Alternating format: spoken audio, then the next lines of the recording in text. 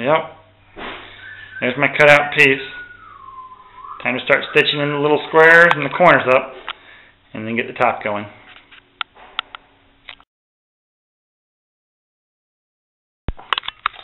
Alright, just want to show everybody. I just finished stitching my corners. It's hard to see the black here. So that's my corners. I did all 4 corners. So those are done. Now I'm going to go in and stitch the baffles in here. I'm not going to have anything stitched to this point here. It was just a reference spot. So base corners all stitched up. Going to stitch baffles in, and then we'll put the top together after that.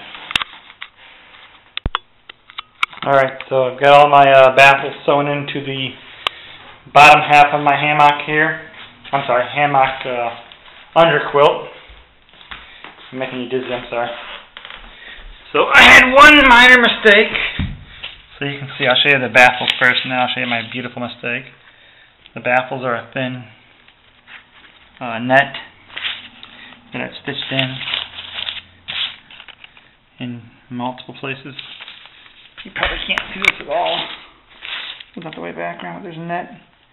What happens is there's one net on each of these stitches that will stand up and attach to the top. And I had one mistake. It's right here under my paper. I was kind of hiding it from you guys. When I was cutting, I snipped a piece of the material, and in turn, now I had to stitch it shut where I snipped a little piece right inside there. But other than that, it's all done. I'm a little cheap. I didn't have any black thread, so I did it all in white. But that's okay, because I came back with a black magic marker and covered up all my white bobbin thread on the back side here. All polyester thread, so that it won't decompose or anything out in the rain if it gets a little rain on it. So that's one side all done. Now it's on to the top section, cutting that out and getting that ready. Alright, I have my top of my quilt all cut, and the bottom of my quilt all cut, and the baffles all sewn into place. When cutting the top of the quilt, I noticed in my drawing that I forgot to leave a 1/4 inch, and you can't see my drawings, I forgot to leave a 1/4 inch for stitching to on my drawing, so I had to go back in and add a 1/4 inch for stitching on this end. I haven't drawn it on this end, but I've also left a 1/4 inch on the tail end here. I've drawn all my, boy, you can't see much on this, all of my lines for my baffles to sew to throughout this whole thing. You can't make it out though, but they're there. I have also noticed that this fabric is, and I'm a little nervous about this fabric is very thin. It is not, I don't guess you can see my ring through it there. It is not a very good fabric when it comes to being a tough, wearable type fabric. I went with this because I felt like there wasn't enough breathability in the bottom for it to expand freely when set up. So I went with this polyester material that you can kind of see through and see the wood grain of my floor through it. I'm a little nervous about that being my top layer and nothing else. I really was going for breathability and lightweight, and I think I may have gone too light, and I'm a little worried about the down poking through it, about the stitches leaving too big of holes in it. We'll see how that works out. That may be the mistake in my whole project. Of course, I think I've made other mistakes, and in the end we'll see how it all works out. Nonetheless, I'm going with this now, and we will be stitching the two together later on today. Okay, after being unsure if my fabric was going to work, I went ahead and made a test piece, fill it with down, and as you can see, it's breathing just fine.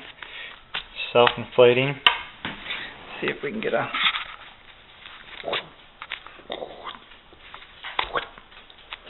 Is that my sound effects? Does a great job.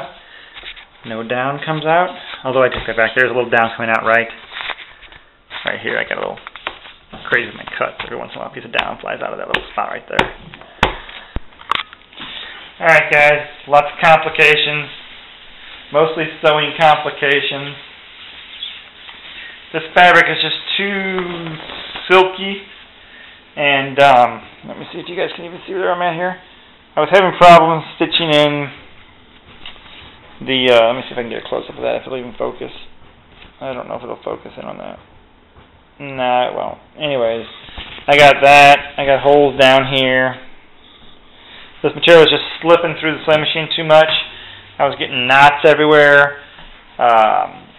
So with all the slipping and sliding, I decided to give up on the red and go with black on both sides. Kind of bummed about that, but that's what I'm doing. I've been sewing in my elastic top part to my quilt here to give it that elastic pull that I had mentioned earlier on. And I've got it on like 5 of them already, and I'm working on the last 2 strips. I'm going to do a little bit of sewing here and try and cut in some of this to show you how I'm doing this. Alright, here it goes. I sew my finger in, at least you guys will see it. Alright, so what I do is I punch this in a few times by hand, and then I stretch it out to about twice its normal length. So there's its normal length. I stretch it to about twice, not quite, but just about. And then I use my thumb. Figured this out after about 12 tries to do it wrong. Forward, on, and go.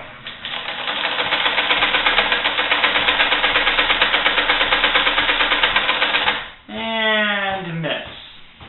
I have to come back and hit spots a lot because I'm not very good at it.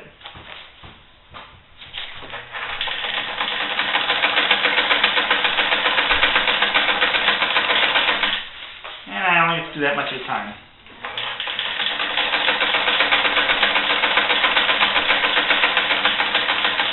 I haven't figured out any better way to do this. This works though, so that's what I'm doing.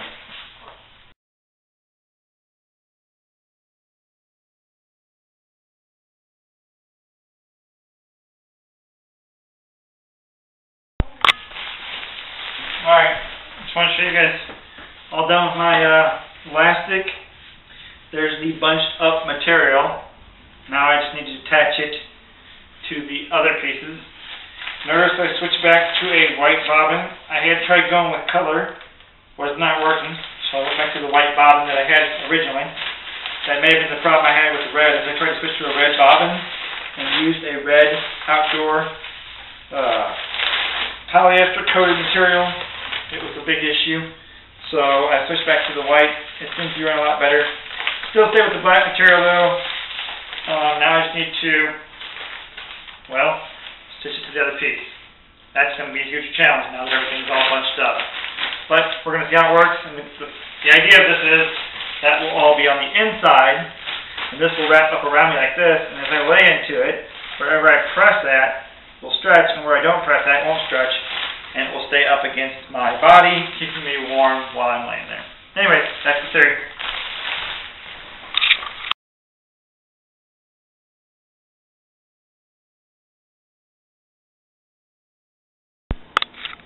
Alright, just want to show you guys where I am with my quilt. So far I've got all my elastic stitched in. I don't know where I showed you last time. All my elastic stitched in through this side. 1, 2, 3, 4, 5. And I went around and seamed all my edges with a zigzag stitch to fold them over. I did a straight stitch and then a zigzag stitch down all my edges all the way around. I have not seamed up this edge yet, obviously, because I still need to put my down in there. There's no down in it yet. I've sewn in all my baffles going this way and this way to get all my baffles in there. Like I said, they don't touch. There's a big gap in the middle of each one where the goofy dog. And then I sewed in, on this edge, this is the only edge I've done this to so far, my gross gain, 1.5 inch, and I folded it over so I can run some shop cord through there. And I need to do the same on the bottom and on this side. And that's my next step, is to get those 2 sides in there with the gross gain. And you can see, well, if I get down here, stretch it for you. You can see that it stretches nicely all the way through. So I'm hoping that will cause it to pull up against the hammock nice and tight. Don't step on it. Don't step on it. Don't step on it. Sit. Good. Oh, now I start petting. Okay, gotta let you guys go. Bye. Get down. Get down. Alright, so I'm all finished sewing on my edges on both sides here and down at the end. I changed up my plan at the end a little bit. Now my dog's going to come over and check it out. I did a place for a cord and then just closed it off. I did a place for a cord and then closed it off. I did a place for a cord and closed it off and then get in there. What this does is it lets me bunch it up a little bit if I need to down here. I found when I was doing my, you and your foot. I found when I was doing my bug net that if I just did this cordage here all along the whole edge, I couldn't bunch it up any. Can I finish my video? Come on. Stop. Okay. I'll stand back and talk about it up here because he thinks I'm playing with him. So anyways, down there on the end, we'll bring it in close here. How about I bring it up? You can see here where I've stopped the cordage and brought it back on again, the hole, so I can, if I need to draw this up tighter, I have some room to draw it up in between those spots.